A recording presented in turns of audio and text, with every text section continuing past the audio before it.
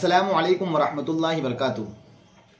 गुज़श्ता कल की वीडियो में हमने आपको तलाक़ के ताल्लुक़ से कई बातें बयान की थी, जिसमें हमने आपको बतलाया था कि तलाक़ के लिए लफ्ज़ तलाक़ का बोलना ज़रूरी है, जिसमें सिर्फ आपके जहन में एक वसवसा आया कि मैं तलाक़ दे दूँ, या दिल में ख्याल आया या तलाक़ देने की सिर्फ नियत की, ज़ुबान से नहीं कहा तो तलाक़ वाक़ई नहीं होगी।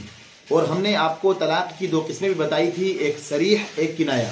सरीह यानी कि साफ अल्फाज से कहा, तो अगर बीवी को शोहर ने साफ अल्फाज से कि मैंने तुझे तलाक़ दी, या मैंने तुझे एक तलाक़ दी, या मैंने तुझे तलाक़ दी, तो साफ अल्फाज में कहा, तो चाहे वो गुस्से की हालत में कहा, या चाहे मजाक के अंदाज में कहा, या चाहे हंसते हुए कहा, किसी भी हालत में कहा, अगर लफ्ज़ तलाक़ बोल दिया हंसते हुए गुस्से में, तो तलाक़ वाक़ई हो जाएगी। अलबत्ता हम आपको दूसरी किस्म बतला रहे थे कि किनाया, किनाया कहते हैं ऐसे अल्फाज के जो तलाक़ के लिए सराहत ना करते हो, उन अल्फाज का ताल्लुक़ तलाक़ से ना हो, उसमें शोहर की नीयत का बड़ा दखल होता है। और हमने कई जुमले आपके सामने पेश किए थे कि इनसे तलाक़ नहीं होती है। उन्हीं में से ऐसा जुमला जो शोहर ने कहा, तो क्या इससे तलाक़ वाक़ई होती है कि नहीं। तो पहला जुमला कि अगर शोहर ने ये कहा कि मैंने तुझे 2 तलाक़ दी, और उसके बाद तीसरी तलाक़ नहीं दी, बल्कि ये कहा कि जा निपट गया, हो गई सारी कहानी, ख़त्म हो गई कहानी, ये अल्फाज कहे, शोहर ने अपनी बीवी को कहा जा मैंने तुझे 2 तलाक़ दी, या ये कहा तलाक़, उसके बाद कहा जा निपट गई सारी कहानी, तो क्या इससे 3 तलाक़ वाक़ई होती है कि नहीं। तो देखिए, जब शोहर ने यह कह दिया कि जा मैंने तुझे 2 तलाक़ दी, तो 2 तलाक़ तो वाक़ई हो गई। और जो तीसरा उसने ये कहा कि जा निपट गई सारी कहानी, तो इस अल्फाज से तलाक़ वाक़ई नहीं होती है। लिहाजा बीवी पर 2 तलाक़ वाक़ई हो जाएगी। अब औरत इद्दत में बैठ जाए 3 महीने के लिए, अब शोहर को इख्तियार है कि वो उससे रुजू कर सकता है, यानी उसके पास चला जाएगा, उसके साथ रह लेगा, तो ये जो तलाक़ है 2 तलाक़ वाक़ई रहेगी। अलबत्ता अभी बीवी उसके लिए मुकम्मल तौर पर हराम नहीं होगी, बीवी उसके लिए हराम नहीं होगी। उसको अब अगर आइंदा उसने 1 तलाक़ दी, तब तलाक़ मुग़ल्लज़ा हो जाएगी और बीवी हमेशा के लिए हराम हो जाएगी। लिहाजा अभी सिर्फ 2 तलाक़ वाक़ई होगी, और शोहर और बीवी एक साथ रह सकते हैं। और 3 महीने की मुद्दत में, माहवारी की मुद्दत में, जब इद्दत में औरत बैठी हुई है, तो शोहर उससे रुजू कर सकता है। तो अगर किसी ने ये कहा कि तलाक़ और बाद में कहा कि निपट गई सारी कहानी, तो इससे 3 तलाक़ वाक़ई नहीं होती है।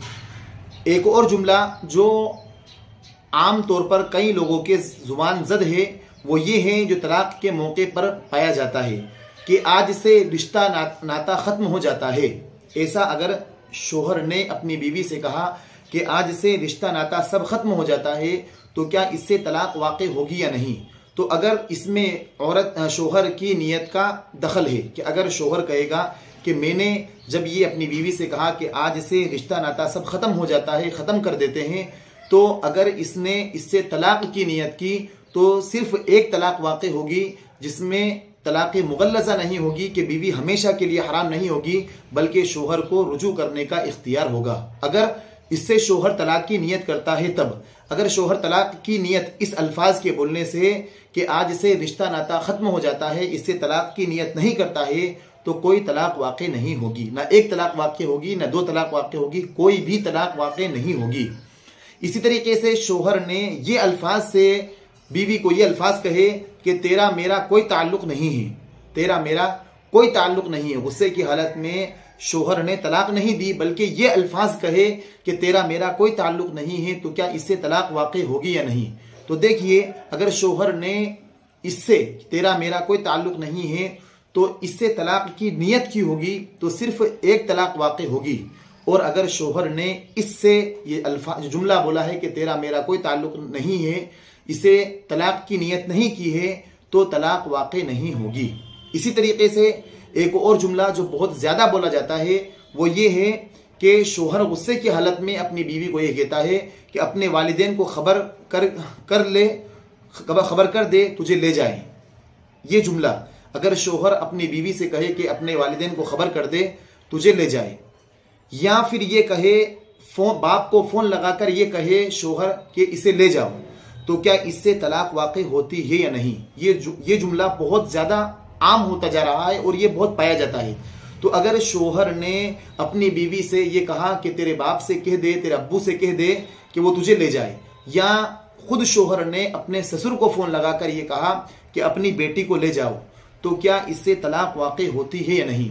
तो देखिए, इसमें भी शोहर की नीयत का दखल है। अगर शोहर ये कहता है कि मैंने जब ये कहा आपकी बेटी से कि इसको ले जाओ, या बेटी से ये कहा कि तू अपने बाप के घर चली जा, तो इससे अगर शोहर ने तलाक की नीयत की है तो सिर्फ एक तलाक वाक़ई होगी जिसमें औरत शोहर को रुजू करने का इख्तियार होगा। अलबत्ता अगर शोहर ने कोई नियत ही नहीं की थी बल्कि गुस्से की हालत में धमकाने के लिए कहा था, तो शोहर ने तलाक की नियत से नहीं कहा था, तो तलाक वाक़ई नहीं होगी। इसी तरीके से शोहर को तलाक देने पर उकसाया, शोहर को तलाक का मुतालबा किया गया कि दे दो, तलाक दे दो।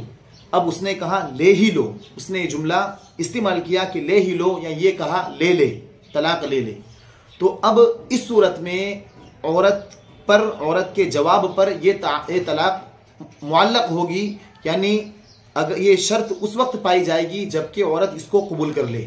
जब शोहर ने कहा कि ले ही लो, जबकि शोहर को उकसाया गया तलाक पर कि इसको तलाक दे ही दो, चाहे बीवी ने कहा या किसी और ने कहा, और शोहर ने कहा ले ही लो, या शोहर ने ये कहा ले ले, तलाक ले ले, तो अगर औरत उसको कबूल नहीं करती है, उसी मजलिस में औरत ने कबूल नहीं किया, तो कोई तलाक वाक़ई नहीं होगी।